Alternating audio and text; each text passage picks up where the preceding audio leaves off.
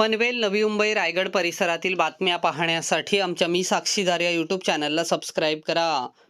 स्कूटीला पाठीमागून कंटेनरने दिलेल्या धडकेत 2.5 वर्षीय मुलीचा मृत्यू झाला. या अपघाताप्रकरणी कंटेनरच्या चालकाविरोधात पनवेल शहर पोलीस ठाण्यात गुन्हा दाखल करण्यात आला. रित्वी तेजस पाटील, राहणार अंधेरी, मुंबई असे मृत मुलीचे नाव आहे.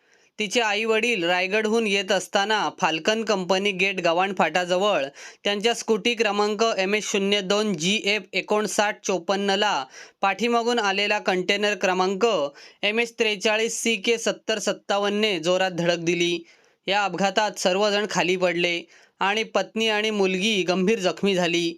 2.5 वर्षीय मुलीला रुग्णालयात दाखल केले असता डॉक्टरांनी मृत घोषित केले. पनवेल शहर पोलिसांनी कंटेनर ताब्यात घेतला आहे.